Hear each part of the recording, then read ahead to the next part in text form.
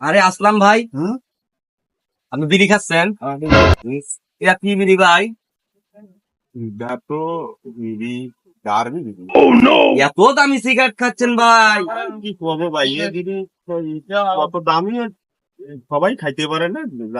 আর খাবি কেবা করি ভাই? খুব দাম। বেজাল হয়ে গেছে, একটা পাওয়া যায় এখন, 5টা ছিল দেওয়া গেছে। দোকানদারও তো সবাই যে বিড়ি দেয়ও না।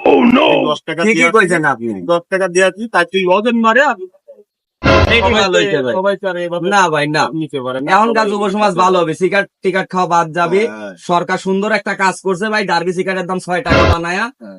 টাকার মানটাও বাড়াইছে। 1 টাকা তো মরেই গেছিল, 1 টাকার কয়েন তো কেউ নেয়ই নাই, তো ভাই এখন আবার 1 টাকা জীবন ফিরে পাইছে। যাক, হাসিনা সরকার এই ব্রিটিশ টুবাক করে আমাকে দাম বাড়ায় খুব ভালো কাজ করছে। হ্যাঁ।